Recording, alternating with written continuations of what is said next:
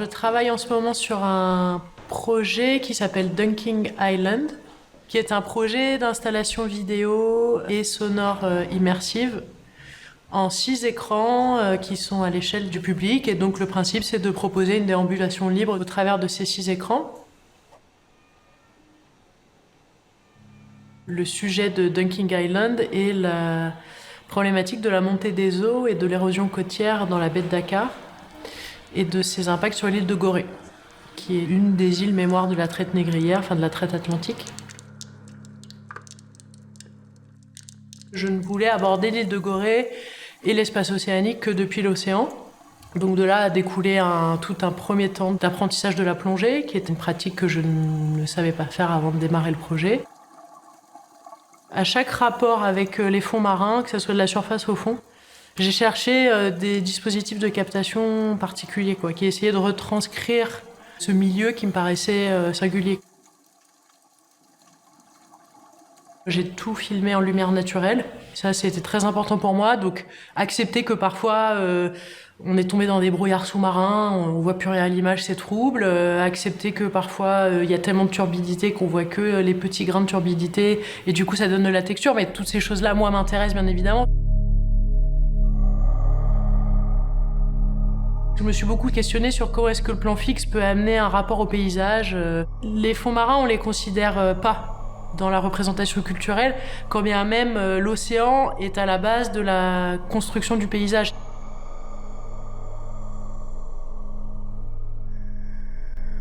Cette immersion aussi, tout au long du film, permet aussi ça, en fait, d'aller s'intéresser à des espaces qu'on considère pas assez, je pense, dans les représentations culturelles des paysages, quoi.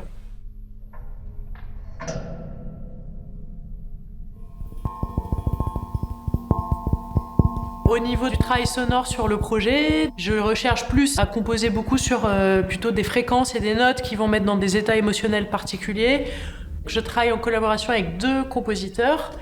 Valentin Ferré, qui est un compositeur plasticien sonore avec qui je travaille depuis 10 ans maintenant. Et je travaille là aussi avec Oasis Diop, qui est un chanteur-compositeur sénégalais avec qui on coécrit les textes et c'est sa voix qui interprète le récit.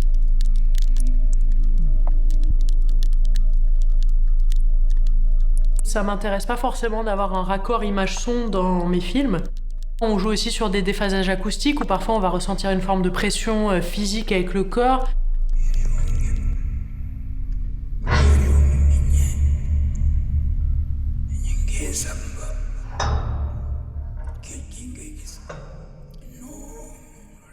Ce film brasse pas mal de questions qui sont très infusées avec ce territoire à Dakar. Que ce soit des problématiques actuelles ou l'histoire coloniale, l'histoire de la traite négrière aussi apparaissent et ressurgissent à ce moment-là.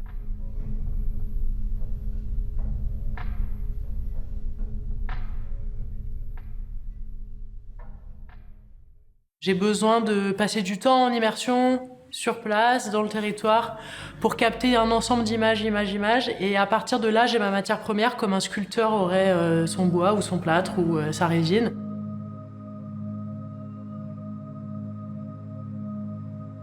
Le travail en 6 écrans, l'envie, elle est née assez vite parce que je me suis rendu compte que j'avais envie de travailler un rapport physique à l'espace océanique parce que être dans l'espace océanique, c'est vraiment physique comme rapport. Et ce qui m'intéressait aussi pour travailler ce rapport immersif, c'est de filmer une même situation, mais selon différents angles. Parfois, les angles sont très proches. On a l'impression que c'est la même image. En fait, on se rend compte que c'est pas du tout la même image. C'est ça qui amène aussi beaucoup ce côté immersif. C'est-à-dire qu'on n'a pas qu'un seul point de vue de caméra. C'est pour ça que j'ai décidé de travailler des écrans qui n'ont pas de cadre sur les côtés et que je les travaille dans une mise en espace où ils sont très proches, souvent les uns des autres, pour que vraiment le public puisse, en fonction de sa déambulation, faire son propre point de vue, couper un peu un écran avec un autre, et du coup c'est un bout d'image qui vient superposer au travers d'un autre bout d'image.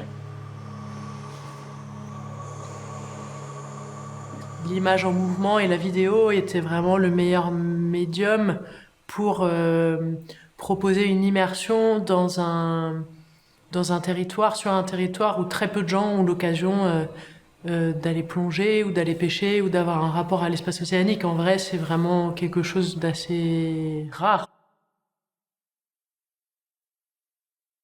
Ce qui m'intéresse, moi, dans ma démarche de plasticienne, c'est déjà de créer des œuvres qui sont en lien avec un contexte, un territoire, une histoire, une réalité. Et le fil rouge à chaque fois, c'est de m'intéresser à une présence qui va être invisible, dissimulée, cachée, enfouie sur ces territoires où je suis amenée à travailler.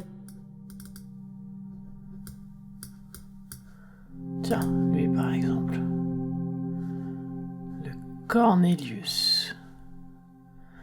Ah, lui, il a environ 30 000 nautiques, cap 180, plein sud. Bon, celui-là, il doit venir du Brésil. Ah non, de Chine, tiens. Il est parti de Tianjin le 6 décembre. Ce que j'ai trouvé complètement fascinant avec le fret maritime, c'est que plus cet échange mondialisé est devenu énorme et gigantesque, et plus les bateaux sont devenus gros, moins on les a vus depuis le littoral. Et ça, j'ai trouvé ça absolument fascinant. Le port de Yantian. Ensuite, il a fait Singapour le 22. Mais ce film m'a pas semblé suffisant pour traiter ce sujet-là, tellement c'était incroyable. Et du coup, j'ai eu le besoin d'en faire un travail de recherche en cartographie, où j'ai repris donc les trajets des bateaux, que j'ai redessinés à la main. Et déjà, je me suis rendu compte que c'était un nouveau monde qui se dessinait. Ensuite, j'ai voulu éprouver un peu cette cartographie par le procédé de la gravure en taille douce, jusqu'à épuisement. Au lieu de plonger une fois la plaque dans l'acide, je l'ai fait 9 fois. Donc au fur et à mesure où à chaque fois j'ai plongé puis imprimé entre chaque étape, il y a une dégradation de l'image qui se fait, un peu comme une métaphore de l'impact de ce fret maritime sur les espaces océaniques et les espèces océaniques aussi.